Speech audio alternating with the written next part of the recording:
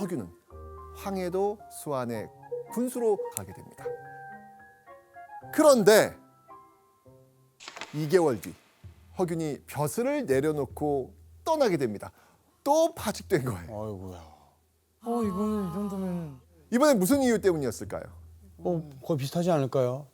거의 또 음주가무 뭐. 허균이 군수로 발령받고 황해도 수안으로 내려갔을 때였어요. 근데 이 수안 지역에 아주 악명 높은 세력가 이방헌이라는 인물이 있었습니다. 어느 날 이방헌이 병마 절도사와 이 술을 마시다가 이 시비가 붙어가지고 절도사를 폭행하는 일이 벌어진 거예요. 그래서 상관에게 보고한 허균은요, 허락하에 그 폭행과 관련된 이 둘을 잡아다가 신문하고 옥에 가둔 거예요. 그런데 어느 날 허균에게 이방헌 집안에서 보낸 무언가가 전해집니다.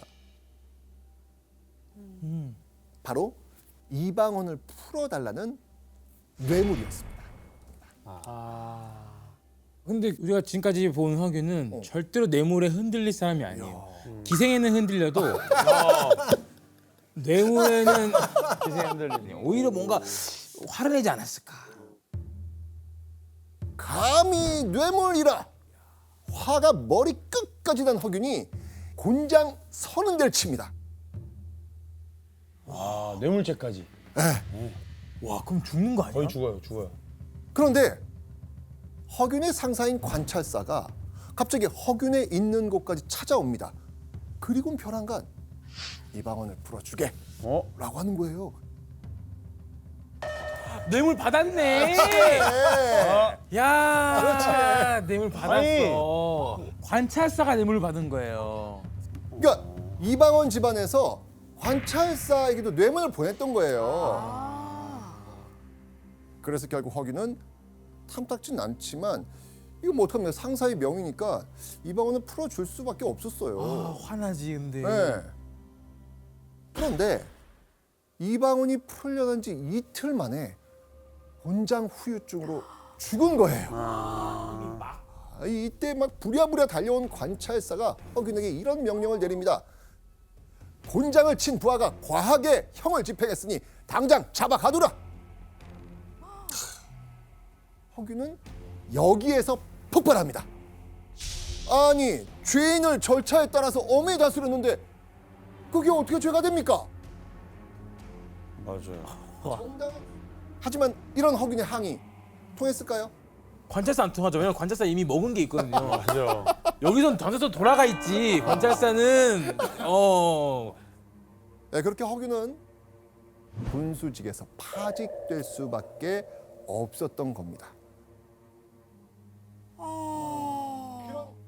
선배님, 지금 좀 안 좋은 상황인 것 같은데 좀 허균을 좀 말리거나 옆에서 좀 조언해 주는 사람은 없었나요? 많이 있었겠죠. 네. 근데 뭐 큰형 허성이 편지를 보냅니다. 자중해라. 자중해. 그냥 세상에 좀 맞춰서 살아라. 왜 그러니? 라고 안타까워하면서 편지를 보내요. 허균은 답장을 써요.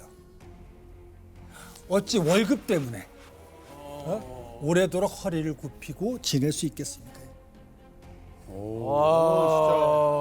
아니 근데 이게 저 혼자면 저도 당연히 으아 하는데 하다가 이제 아내와 아이들이 있잖아요. 그렇죠. 바로 이렇게 이렇게 생각할 수 있어요. 참아야 돼요 현명하게. 그래요. 근데 허균은 그렇게 굽히고 살 바에는 다 던지고 아무것도 안 하겠다. 힘들어요. 그러니까. 힘들어요. 옆에 사람도 힘들어. 자, 이렇게 허균의 이 다사다난한 관직 생활도 10년이 훌쩍 넘어가고 있었습니다. 39살의 허균은요, 이번에는 강원도 삼척의 부사로 가게 됩니다. 야, 이번엔 또 새로운 마음으로. 근데 교수님, 허균이 이렇게 자주 지방관직으로 가는 이유가 있을까요? 두 가지 측면 정도로 생각을 해볼 수가 있을 것 같아요. 일단은 먼저 문과 급제자들 같은 경우에도 지방에 좀 주요 관직들이 있거든요. 이제 이런 관직들을 거쳐야지 이제 출세 코스를 밟을 수가 있습니다. 다음으로는 선조 말년에 이 허균이 지인한테 편지를 보냅니다. 근데 그 편지를 보면은 자기는 중앙 관직보다도 지방관을 선호한다라고 이렇게 이야기를 해요. 또 이 사람이 자유로운 사람이다 보니까 또 자유롭게 행동도 할 수 있고 그런 치열한 정치 싸움으로부터는 좀 멀리할 수가 있고 이러한 여러 가지 이유로 인해서 허균 스스로도 지방직을 좀 선호했던 것 같습니다. 이해했어요. 그러니까 실제로 허균은 삼척 부사로 갔을 때 무척 기뻐합니다. 경력도 생기고 자유도 생기고 이 일석이조의 벼슬이잖아요. 그런데 그 기쁨은 이번에도 오래가지 못합니다. 아이고. 이번에 몇 개월 만인가요? 또 3개월인가요? 부임한 지 2달도 안 된 시기에 또 관직에서 쫓겨나게 됩니다. 왜 이래? 와. 2달 너무 짧은데. 자, 이번에 신하들이 꺼낸 허균의 문제는 이거였습니다. 이번엔 뭐지? 불교를 숭신하여 불경을 외며 평소에도 치의를 입고 부처에게 절을 하였습니다. 청컨대 파직하고 서용하지 마라 사습을 바로 잡으소서. 이번엔 신하들이 허균이 불교를 깊게 믿고 있어서 불경을 외우고 승복을 입고 부처에게 절까지 했다는 겁니다. 불교를 배척하고 유교를 숭상하던 조선에서 허균의 행동은 조정 신하들의 공분을 자아내기 충분했죠. 자, 그렇다면 허균은 정말 신하들이 구한 대로 불교에 심취해 있었을까요? 자, 허균은요 어릴 때부터 불교의 교리를 접하고 계속 공부합니다. 아 예전부터. 하지만 종교로서 푹 빠져서 맹신한 건 아니었습니다. 어디까지나 호기심이자 공부 차원에서 본 거였습니다. 허균은요 그럼에도 불구하고 변명하지 않고요 그냥 솔직하게 털어놓습니다. 자신이 불경 읽은 것도 맞고 거기서 위로를 얻기도 했다는 겁니다. 솔직하네. 그렇게 불교를 좋아한다는 이유로 비난받고 파직당한 허균.